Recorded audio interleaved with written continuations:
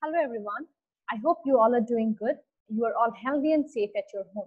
Today, I'm Mrs. Tutima Bashistha and we are meeting here for the social science class, and we will be taking up with the civics part today.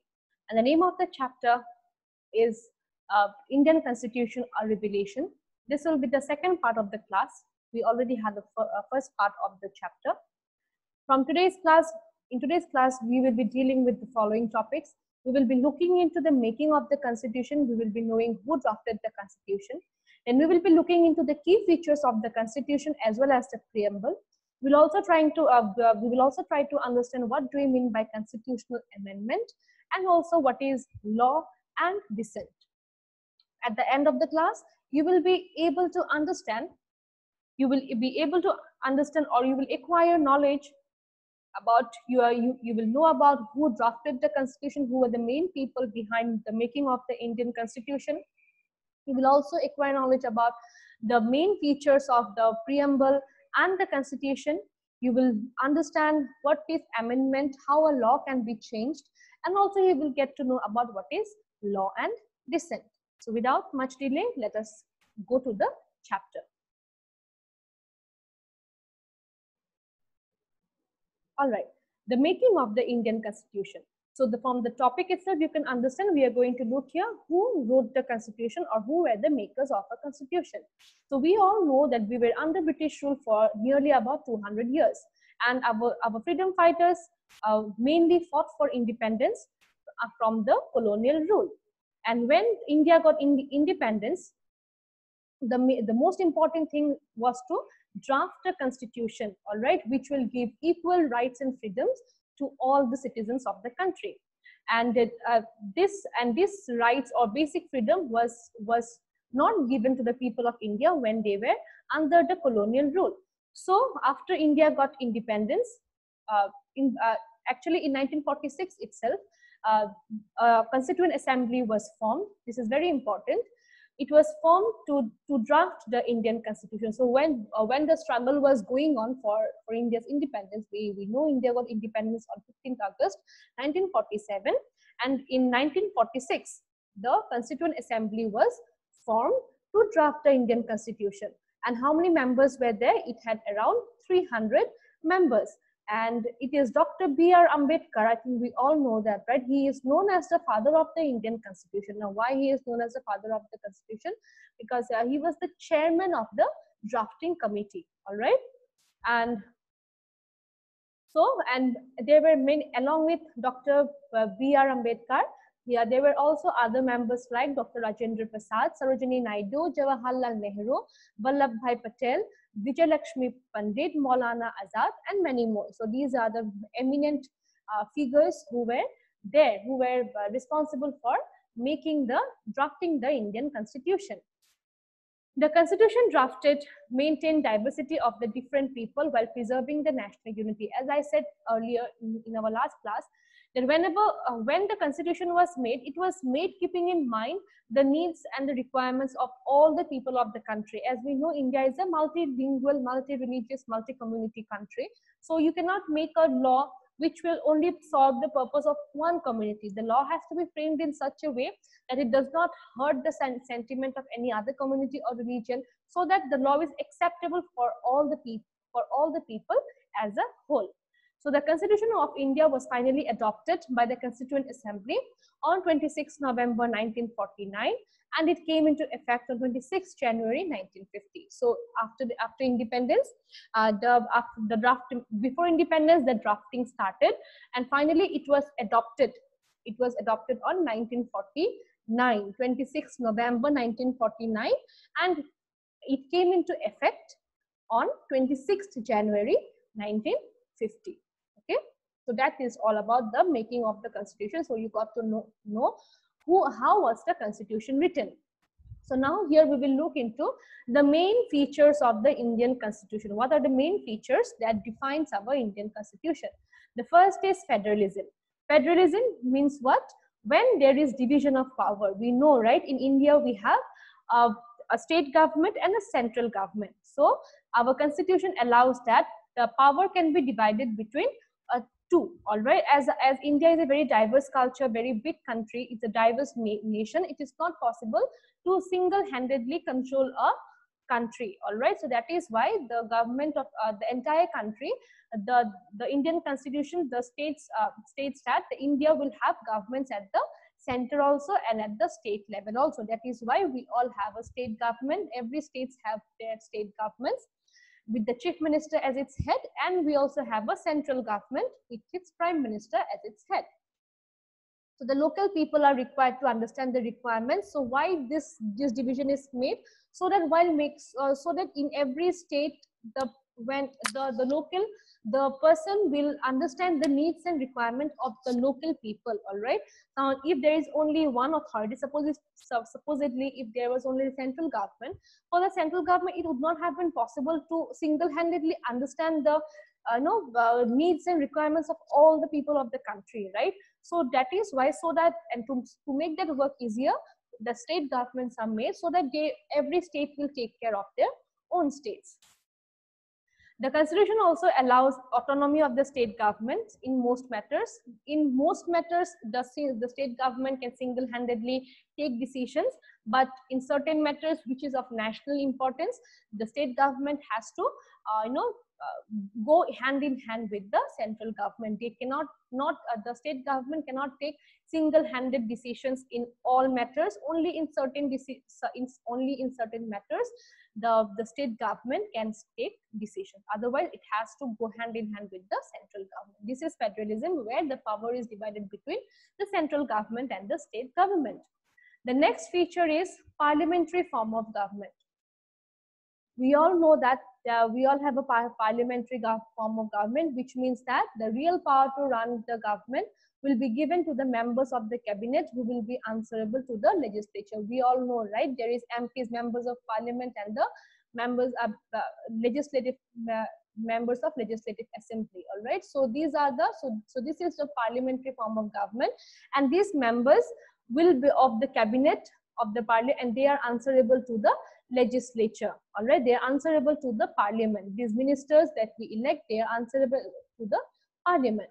The constitutional head of the state will have the powers, and he or she can use only in special cases. It is the president who holds the special power, and the president can use it in special cases. The constitution also gives its citizens the right to vote, and irrespective of caste, gender, culture, to elect their representatives to the legislature. We all know, right? We vote our representatives, and they go to the parliament, and they becomes a member of parliament, right? So this is how, because the constitution gave us the right to vote, and through this right we can elect our leaders, where they are the representatives to the legislature. The next important feature is the separation of power. So as I said, India, we have three most important organs, that is the executive, judiciary, and the legislature. Power is not held by one, power is divided into three organs. So that each organ is independent of each other. No one interferes in each other's matter. So what does legislature do? Legislature is basically the parliament which will make the laws. The executive will execute or implement the laws, and the judiciary, it is responsible for punishing if anyone breaks the law, like the High Court or the Supreme Courts. All right. So why this separation of power is important? The separation of power is important so that no one misuses the power of government. All right. So that nobody becomes overpowerful, and and they are misusing their power. So to put a check on every person's power, there is separation of power. All right. Next is secularism. We all know India is a secular country where we do not follow one single religion. We are a multi-religious country where there is no officially declared state religion. We all respect each other's religion, and we are always tolerant towards each other's religion. That is why India is a secular country. Then fundamental rights and duties. We all know that our constitution has given us some fundamental rights and duties. Fundamental rights are those rights which you carry on by birth. Nobody can take that away from you, right? So like right to speech, right of freedom of speech, freedom of expression, right to equality. All these are right, fundamental rights. On the other hand, we have certain fundamental duties also, which the constitution expects that the citizens should follow. Like we always see, like in a cinema hall, before the starting of the movie, there is the national anthem sung, every people stands. Now what is that? That is our fundamental duty. We are showing respect towards our national anthem. So this is the so fundamental duties and fundamental rights are laid down to the citizens of the country by the constitution. Then vision of the Indian constitution. The makers of the Indian constitution, they have always dreamt about to be more than just a legal document. They wanted to be the guiding principle to be a guiding principle to conduct the affairs of the country in a fair and just manner. So the makers of the Indian constitution, they always have dreamt about, you know, about a constitution which will lay down all the guiding principles, so that people can, you know, so that the country is governed in a fair and just manner, so that no unfair practices can take place. The Indian constitution was meant to fulfill all expectations of the people that they envisaged when they were under British rule. The makers of the constitution wanted to draft in a manner so as to make everyone equal in the eyes of law. So when the constitution was drafted, it was made in such a way that the laws shows that everyone is equal in front of law. Nobody is big or small, nobody is rich or poor, everyone is equal. They wanted to give some privileges to the downtrodden classes who have been exploited. So we all know that since the colonial rule, the poor class has been very much exploited, right? So when the constitution was drafted, the makers of the constitution, they kept in mind that special provisions should be made, should be kept, so that this lower section of this, or the less advantaged people of the society, they are benefited, all right? They are not exploited. The makers of the Indian constitution wanted to identify the functions of the various institutions and the important political figures of India. So they wanted to, you know, give certain advantage to the lower disadvantaged section of the people, and they wanted to lay down the functions of the various institutions, how a certain institution should function. All right. So that was the vision. Vision means how the makers of the Indian constitution dreamt about how the constitution should look like, or what kind of laws it should hold. All right. Then next, coming to the preamble, we all have heard about preamble. We all know what is preamble. Preamble is basically an introduction to the constitution. Like while we read a novel, we always have a preface, right? So what is that preface? It is just an introduction, brief introduction of what is there in the main content. So similarly, preamble is also an introduction to the basic content or the basic ideals and objectives of the constitution. It points to the source of features it, and preamble talks about justice, liberty, equality, and fraternity, all right, to all the citizens. Now let us look into all these features in details. Now preamble states that it is a sovereign. In the preamble it is written it is sovereign. Now what does sovereign means? Sovereign means that India is free from any kind of external attack. That India is a republic country, India is free, India is a sovereign country, and no other country or external force can control India. All right, so India is independent to conduct its own internal and external affairs, and no external force can control India. That is the meaning of sovereign. Next is socialist. Socialist is a newly added feature. Earlier it was not there. The word socialist was added through the 42nd Amendment in the year 1976. All right, and what is socialism means? Socialism means that there should be reduction in the gap between the rich and the poor. All right, that there should be equal distribution of resources. All right, and the preamble aims at, you know, it should not be like only the rich should get richer, but, you know, equality should be made in such a way that the gap gets reduced, that the rich are not so rich and the poor are not that poor. There should be a balance between the both. That is meant by socialist. Then secular, as we have already talked about, that India is a multi-religious country. We do not have any official religion, and we respect and follow all religions. Then democracy, we know India is a democratic country. Why democratic? Because we choose our leaders, we vote for our leaders, all right? And we choose, and the leader is always among somebody who is a normal citizens, all right, among us. So we choose them to be our representative, who will become our voice. That is why India is a democratic country, because we choose our election. And also, if that person is not functioning according to the needs of the people, we can also bring that person down from the power. So much strength democracy has. India is republic. Republic means that the head of India is chosen from among its citizens through elected representatives. That means the head of the state, who is the president, he is always indirectly elected. We do not elect the president. The president is elected by the members of the parliament and the legislative assembly. That means they chose the president to whom we have elected, right?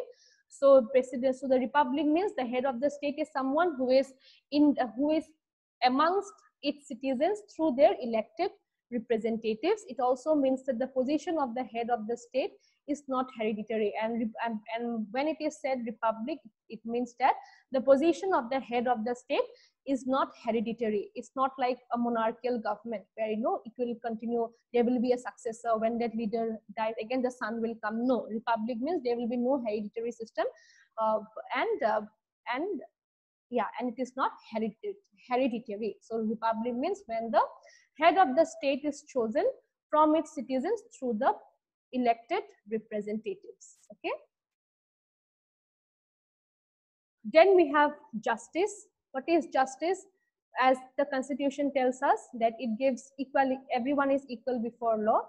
So if anyone is misbehaved or mistreated, then justice will be provided, right? And no one can be discriminated in terms of gender, caste, creed, color, or religion. And justice emphasizes that all citizens are free to participate in all the affairs of the country, all right? Then equality, we all know our constitution gives us right to equality, which states that everyone is equal before law, and everybody should be given the same opportunity. And the last one is the fraternity. Fraternity means brotherhood. As we know that we live in a very diverse country with so many people with us.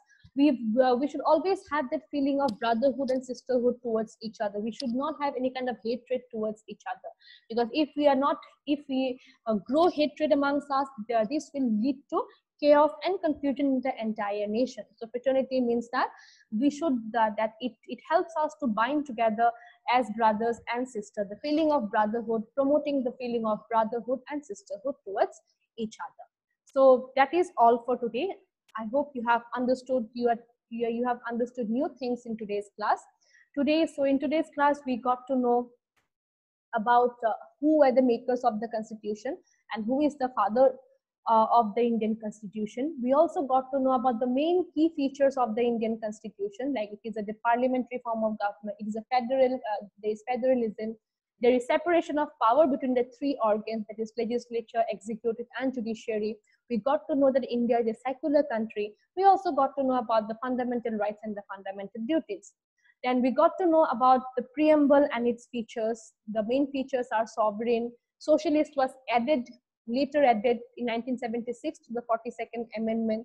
Then about secular, about India being democratic, republic, justice, liberty, equality, fraternity. So these were the main principles or the key features of the preamble. So all right, students, that's all for today. I hope this class was very much valuable for you. We shall meet in the next class. Till then, take care. Thank you, everyone.